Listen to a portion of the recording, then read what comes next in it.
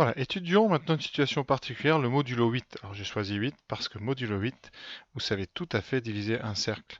C'est-à-dire que vous aurez les 8 positions connues. Les positions donc 0, 2, 4 et 6, c'est donc le cadran du cercle, hein, comme si vous aviez deux axes qui passent par le centre. Et ensuite les autres sont donnés par les bisectrices. Voilà. On va compter modulo 8. Donc vous avez les 8 premiers, 0, 1, 2, 3, 4, 5, 6, 7. Et arrivé à 8, qu'est-ce qui se passe? Eh bien, 8 retombe sur la position de 0, ici. Et donc on dira que 0 et 8 sont égaux. Ainsi, 1 et 9 sont égaux, 2 et 10 sont égaux, etc. Et on continue. Arrivé à 15, où mettons 16? Eh bien 16 revient sur la position du 0, donc 16 est aussi égal à 8, qui est égal à 0. Voilà. Et on continue. Voilà. Et comme ça, à l'infini, on peut écrire tous les nombres sur 8 colonnes qui dépendent uniquement de leur position sur le cadran quand on va tourner et tourner et tourner. Voilà. Et je vais m'arrêter puisque c'est une chaîne sans fin. Voilà. On va essayer de remarquer un petit peu les caractéristiques communes à tous les nombres qui se trouvent donc dans une même colonne. Regardons tous les nombres écrits dans la première colonne. Vous remarquez que ce sont tous les multiples de 8. 8 fois 1, 8 fois 2, 8 fois 3. Ils s'écrivent donc tous 8 fois k avec k un entier. La deuxième colonne, vous trouverez tous les multiples de 8 plus 1. 8 plus 1, 16 plus 1, 24 plus 1, etc. 32 plus 1. Voilà. Dans la troisième colonne, tous les multiples de 8 plus 2, la suivante plus 3, plus 4, plus 5, plus 6, plus 7, jusqu'à la suivante qui serait 8k plus 8, mais 8k plus 8 c'est en fait un multiple de 8 puisque c'est 8 fois k plus 1. Et donc ces nombres-là, vous les retrouvez, ils sont dans la première colonne. Voilà. Un exemple avec 869. Où se trouve 869 dans cette longue liste? Eh bien 869, c'est 8 fois 108 plus 5. Donc vous trouverez 869 dans la colonne des multiples de 8 plus 5, qui est celle ici, qui débute par un 5. Conséquence, en arithmétique modulaire, on dira que 869 est égal à 5 modulo 8. C'est-à-dire que pour aller de 869 à 5, il faudra que vous enleviez successivement des multiples de 8. Combien? Eh bien, il faudra en enlever 108.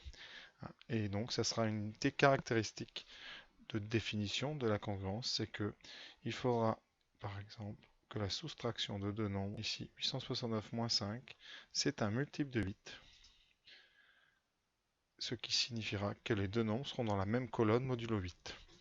Vous pouvez remarquer, deux nombres situés dans une même colonne, si vous faites différence, ici par exemple 27 moins 11, vous aurez toujours un multiple de 8, puisque les lignes sont établies avec à chaque fois une addition par 8.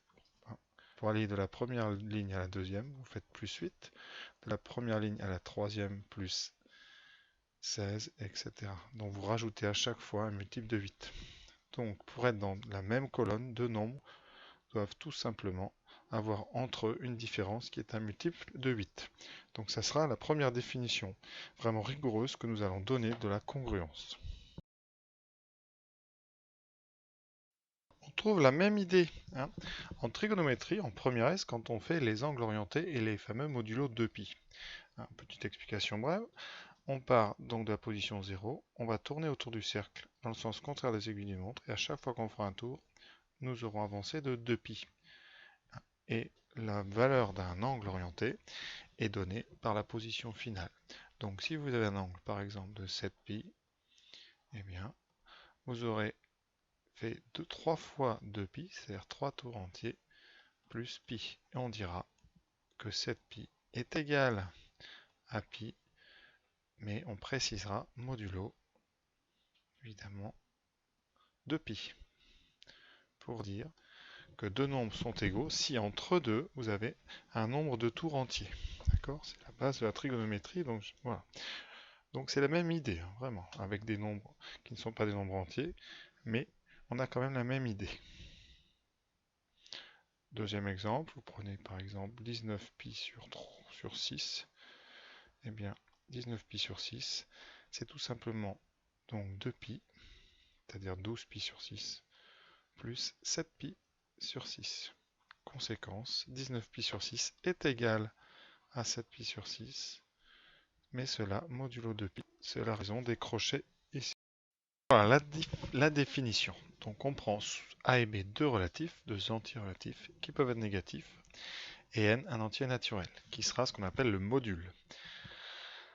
On dit que A et B sont congrus modulo n ou égaux modulo n si la différence entre les deux A moins B est un multiple de n. Alors exemple modulo 6 par exemple, on prend 19 et 25, vous faites 19 moins 25, c'est donc égal à moins 6, c'est bien un multiple de 6, donc on dira, et on écrira ici avec un égal à 3 petits traits, que 19 est égal à 25, et on rappellera à la fin de l'égalité, soit entre crochets avec un 6, soit en écrivant comme j'ai écrit ici, mode 6, pour rappeler que cette égalité est vraie sur une horloge qui compte 6 positions.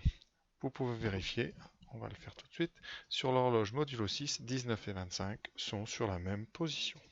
Voyons sur notre pendule modulo 6, donc 19, 0, 1, 2, 3, 4, 5, 6, 7, 8, 9, 10, 11, 12, vous avez compris, on rajoute 6, 18, 19 se trouve ici. Voilà. 25, eh bien vous étiez à 18 ici, vous rajoutez 6, vous arrivez à 24, et vous arrivez donc ici à 25. Donc ils ont bien la même position sur notre horloge modulo 6, ils sont donc congrus modulo 6, ou égaux modulo 6. Pour 164 et 32, c'est la même chose, sauf qu'on ne va pas compter position par position, et en 6 par 6, ça devient un petit peu fastidieux. On va tout de suite un petit peu vraiment faire pour les placer. Donc 164, on va faire 10 tours d'un coup, ce qui fait 60, puis 10 autres tours d'un coup, vous êtes à 120. Il nous reste encore 44 à franchir, donc 44, on va faire par exemple 5 tours, qui fera donc 30 autres positions, nous serons à 150. 150 est bien un multiple de 6. Il vous reste 14. Encore 14 à faire. Vous les faites. 14, c'est 2 fois 6 plus 2. Donc vous arriverez à la fin, ici, à la position du 2. Donc 164, c'est tout simplement égal à 2 modulo 6. Pour 32, eh bien, vous faites les 30 d'un coup, c'est-à-dire 5 tours. Il vous reste 2 cases à faire, enfin 2 pas, et vous arriverez au même endroit que 34. Alors, on peut écrire, c'est pas gênant, mais on évitera quand même au maximum, mais 164, c'est égal à 32, qui lui-même est égal à 2. Et on verra tout ça. Ce sont des relations qui sont dites transitives, c'est-à-dire si 164 égale 32 et que 32 vaut 2, eh bien 164 vaudra aussi 2. Voilà. Maintenant, on peut se poser la question dans l'autre sens. Je vous donne deux entiers. Est-ce qu'ils sont égaux modulo 8? Eh bien, comment va-t-on faire? On va étudier la différence entre les deux. On la calcule et on regarde si cette différence est un multiple de 8. De 6, pardon. 80, ici, la différence. 80, c'est 6 fois 13, c'est-à-dire 78 plus 2. Donc, ça veut dire qu'il y a entre la position de 114 et 34 une différence de 2 positions, de 2 cases. Vérifions cela. 114. Alors, pour faire 114, vous avez donc 60 d'un coup. Ensuite, vous allez refaire, il vous reste 54 à faire. 54 par paquet de 6, et bien 54, c'est alors, vous avez 6 fois 8, 48, 6 fois 9, 54. Donc 114, c'est un multiple de 6. Conséquence, 114 va tomber sur la position 0. Donc 114 est égal à 0 modulo 6. 34, lui, n'est pas un multiple de 6. Il va tomber sur quelle position? Donc 34, c'est 30 plus 4, donc vous tomberez sur la... Voilà. Conséquence, ces deux nombres ne sont pas sur la même position sur notre pendule modulo 6. Ils ne sont donc pas égaux modulo 6. Et vous pouvez remarquer que la différence entre les deux, ici, entre 114 et 34, est de 2 cases. C'est ce 2 que nous avons ici, qui indique la différence modulo 8 entre les deux nombres. C'est une différence modulo 8, parce qu'en fait, la différence est beaucoup plus grande. Un autre exemple simple, modulo 3. Notre pendule modulo 3 a 3 positions uniquement, donc vous n'avez pas 10 millions de possibilités, vous n'avez que 3. C'est vraiment très restreint. Donc, qui trouve-t-on sur la position 0? Eh bien, tout simplement, les nombres qui sont des multiples de 3. En comptant, on s'en rend bien compte, 0, 1, 2, 3.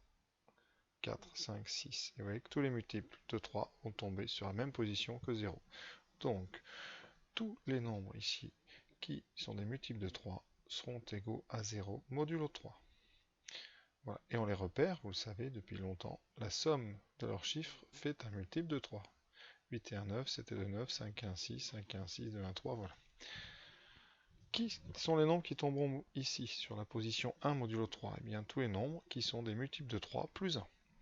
Exemple, 19, 28, 3 fois 10 plus 1, 31, 45 plus 1, 46, 51 plus 1, 52, par exemple 90 plus 1, 91. Vous pouvez faire comme ça une liste. Qu'est-ce qu'on remarque?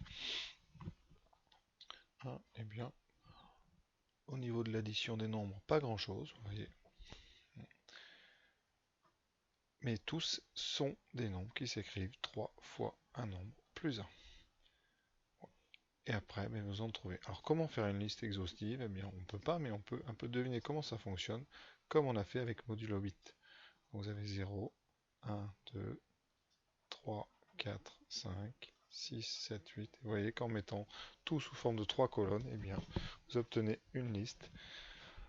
La première colonne, vous obtenez tous les multiples de 3. Dans la deuxième, tous les multiples de 3 plus 1. Et dans la troisième, tous les multiples de 3 plus 2. Voilà. Alors maintenant, on va essayer de voir ce qui se passe avec des nombres négatifs. Parce que pour l'instant, je n'ai utilisé que des positifs. Et j'ai mis dans le texte, A et B sont des entiers relatifs. Donc on peut très bien aussi se trouver face à des nombres négatifs.